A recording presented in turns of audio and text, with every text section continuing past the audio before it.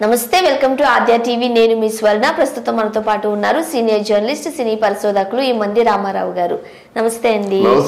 రామారావు గారు, రంగస్థలం సినిమా 5 సంవత్సరాలు పూర్తి చేసుకున్న సందర్భంగా సో చాలా న్యూస్లు వైరల్ అవుతూ ఉన్నాయి. సో ఈ క్రమంలో చాలా మంది రామ్ చరణ్ గారి కెరీర్ గ్రాఫ్ గురించి మాట్లాడుకుంటూ ఉన్నారు. అంటే ఒక రకంగా చెప్పాలి అని అంటే అవమానాలు ఎదుర్కొన్నారనే చెప్పాలి రామ్ చరణ్ గారు. అంటే ఒక సూపర్ మెగాస్టార్ కుటుంబం నుండి వచ్చినప్పటికీ చిరుత సినిమాలో ఆయన్ని ఎవరు హీరోలా చూడలేకపోయారు. అసలు అందంగా లేరు, రకరకాల వంకలు పెట్టారు. యాక్టింగ్ పరంగా ఆయనకి మంచి మార్కులు పడినా లుక్స్ పరంగా మాత్రం చాలా అవమానాలు ఎదుర్కొన్నారనే చెప్పచ్చు. బట్ ఇప్పుడు ఒకసారి చూడండి, కెరీర్ గ్రాఫ్ చూసుకుంటే అవమానాల నుండి ఆస్కార్ వరకు వెళ్ళారు ఆయన. అది అంత చిన్న విషయం అయితే కాదు, రైట్? స్టెప్ బై స్టెప్ వెళ్ళుకుంటూ వచ్చారు, ఈ స్థితి వరకు వచ్చారు. అంటే ఈ స్టేజ్ లో నుంచోబెట్టారు, రైట్? ఏం చెప్తారు మీరు? నాకు రాజమౌళి రామ్ చరణ్ గురించి చెప్తూ, రామ్ చరణ్ ఎన్ని సమస్యల్లో చిక్కుకున్నా ఆయన తాను లక్ష్యాన్ని మర్చిపోయాడండి. ఆయన మనసులో లక్ష్యం ఎప్పుడు అలా ఉంటుందట. తర్వాత ఎన్ని ప్రెజర్స్ ఉన్నప్పుడు కూడా డిస్టర్బ్ అవ్వడట. ఆయన డిస్టర్బ్ అయిపోయి కన్ఫ్యూజ్ అయిపోయి అట్మాస్ఫియర్ని కన్ఫ్యూజ్ చేయాలట. చాలా కూల్గా ఉంటాడట. ఆయన కాస్త మొదట్లో ఆయనకి చాలా ఆశ్చర్యం కలిగిందట. అట్లాంటి సూపర్ క్వాలిటీస్ రామ్ చరణ్కి ఉన్నాయన్నమాట. వాళ్ళ నాన్న కంగారు పడతాడు, ఆయన కంగారు పడ్డాడు. డబ్బుల దగ్గర కానీ ఏదైనా ప్రాబ్లమ్స్ వచ్చాయనుకోండి, ఎవరికైనా యాక్సిడెంట్ అయ్యింది కదా, అది చిరంజీవి గారు అయితే మళ్ళీ సెటిల్డ్ అవుతుందో అవదో ఎలా ఉంటుందో అనేటువంటి ఆందోళన పడతాడు. ఈయన అలా కాదు, తిన్నగా హాస్పిటల్ తీసుకెళ్ళడం, ఎంత ఖర్చు అయినా వైద్యం చేయించండి, బెటర్ వైద్యం మునుపటి కంటే బాగా ఉండేలాగా మాత్రం తయారు చేసి బయటికి తీసుకొస్తారన్నమాట. అది ఆయన తాలూకు మెంటాలిటీ. అయితే మొదట్లో రామ్ చరణ్ని నిజంగా అందరూ కూడా వేలకొల్లం చేశారు. అంటే మొదట్లో ఎంతవరకు తెలుగు ఫీల్డ్కి పనికొస్తాడు, ఇంత నాన్నతో కంపేర్ చేస్తే అందంగా లేడు కదా. వాళ్ళు కంపారిజనే కదా, కంపేర్ చేసి చిన్నాతో కూడా అంత అందంగా లేడు కదా అనుకుంటే, నిజంగా ఈ సందర్భంగా మాత్రం పూరి జగన్నాథ్ గారికి చేతులెత్తి నమస్కారం చేయండి. ఎంత బాగా మౌల్డ్ చేశాడమ్మా. అందులో పేరు కూడా చిరుత అని పెట్టాడు. అంటే చిరుత అంటే పులి అని ఒక అర్థం వచ్చేలాగా, చిరుతనయుడు, చిరుతనయుడు అని అర్థం వచ్చేలా కూడా పెట్టాడన్నమాట. పెట్టి ఆ సినిమాని సూపర్ హిట్ చేశాడు.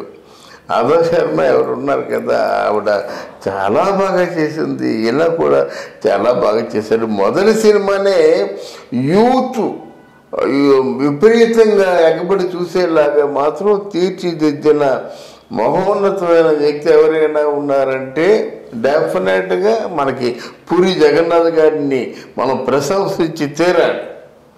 అది అయినా కొన్ని విమర్శలు తప్పలేదు. చాలా బాగా చేసినప్పుడు కూడా ఏదో అన్నారు, ఆ పెర్ఫార్మెన్స్ అంతా బాలీవుడ్లోనే, అంటే చిరంజీవి కొడుకు ఆ చేయవలసిన పెర్ఫార్మెన్స్ చేయలేదు, ఇలాగా కొన్ని ఏవో వంకర్లు, 0 మార్క్స్ ఇచ్చారంట. అంటే ఇలాంటి వంకర్లు, స్టోన్ ఫేసు, తర్వాత ఇట్లాంటి మాటలు అన్నారన్నమాట. అంటే ఎక్స్ప్రెషన్ లేని ఫేసు అని చెప్పారన్నమాట. మరి అదే ఎక్స్ప్రెషన్ లేని ఫేస్ని మగధీర వచ్చేసరికి ఎలా చూశారమ్మా, ఎగబడి చూశారు. మగధీరలో ఆయన మన గుర్రాల మీద వస్తున్నట్టయితే ఎంతగా ఎంజాయ్ చేశారు. అది అంటే ఆ స్వయం కృషితో అందులో నిజంగా ఎంతో అంత బాగా పరిశ్రమ చేసి ఒక పెద్ద ఆర్టిస్ట్ అవడానికి ఏ లక్షణాలు కావాలో అన్ని లక్షణాలను కూడా పుణికిపుచ్చుకున్నాడు రామ్ చరణ్ అన్నమాట. గనకనే ఇక్కడ రామ్ చరణ్ మంచి సినిమాలు చాలా చేసినప్పుడు కూడా ఇక్కడ త్రిబులార్లో ఒక రవ్వ తారక్ కంటే ఎక్కువ క్యారెక్టర్ ఇచ్చాడు, అయినా సమర్థవంతంగా పోషించాడు.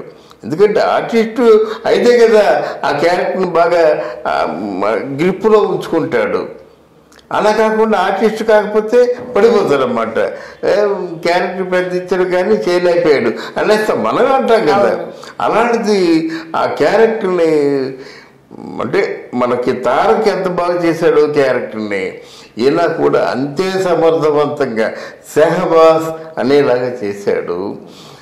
మొత్తం ఇంగ్లీష్ వాళ్ళందరూ కూడా బాలీవుడ్డే కాదు, అక్కడ హాలీవుడ్ వారు కూడా ప్రశంసించారన్నమాట.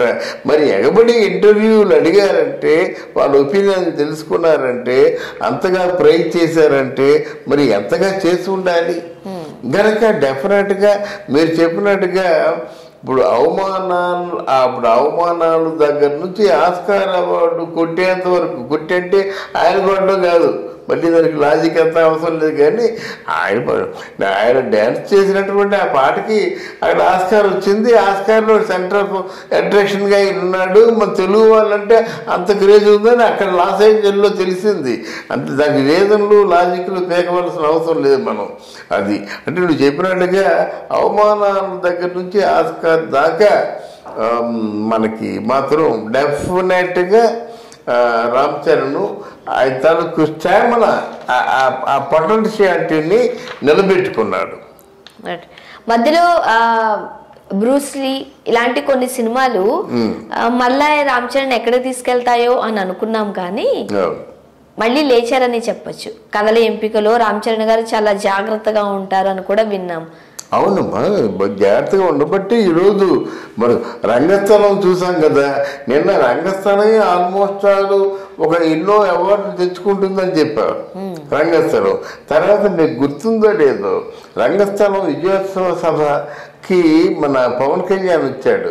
పవన్ కళ్యాణ్ వచ్చి రామ్ చరణ్ దగ్గర లాక్కొని ఇట్లాంటి ఇంత గొప్పగా చేసినటువంటి రామ్ చరణ్ని పైకి పంపించాలి అంటే ఆస్కార్ నేషనల్ అవార్డే కాకుండా ఆస్కార్ అవార్డు కూడా గెలుపొందేలా మనం చేయాలి, మన వంతు సహాయం మనం చేయాలి అని పవన్ కళ్యాణ్ దగ్గర తీసుకున్నాడు. దగ్గర తీసుకొని వీడు మా అన్నయ్య కొడుకు నాకు కొడుకు అవ్వడు, నా తమ్ముడు అవుతాడని దగ్గర తీసుకొని ముద్దు పెట్టుకున్నాడు కదా. ఆస్కార్ అనే పదం ఆయన నోటంటే వచ్చింది, పవన్ కళ్యాణ్ నోటముట. ఇదే కాదు, ఆస్కార్ను కూడా గెలుపొందాలని నేను కోరుకుంటున్నానని అన్నందుకు ఆస్కారు ఆ అంటే దాన్ని ఏమంటారు, ఆ డయాజ్ మీద గర్వంగా తలెత్తుకొని తిరిగేలా మాత్రం రామ్ చరణ్ కృషి చేశాడు. అది ముఖ్యంగా ఇప్పుడున్న సిచ్యువేషన్ బట్టి మెగాస్టార్ తనయుడు రామ్ చరణ్ గారు అన్నా కూడా నెక్స్ట్ జనరేషన్స్ కి వెళ్ళేసరికి రామ్ చరణ్ వాళ్ళ నాన్నగారు చిరంజీవి గారు అంటే అంతవరకు తన కెరీర్ గ్రాఫ్ ను మలుచుకున్నారు ఆయన గొప్పగా. లేదమ్మా, అక్కడ ఓ విధం చెప్పుకోవాలి.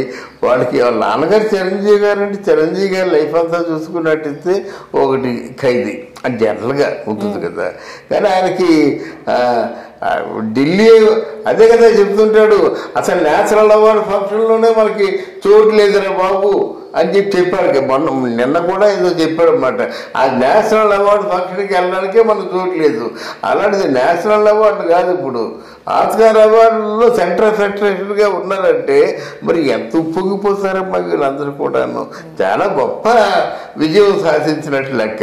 ఇప్పుడు నిజంగా కంపేర్ చేసుకున్నట్టే రంగస్థలంలో కూడా చిన్న పెర్ఫార్మెన్స్ చేయలేదు. నాకు రంగస్థలం చాలా బాగా నచ్చింది.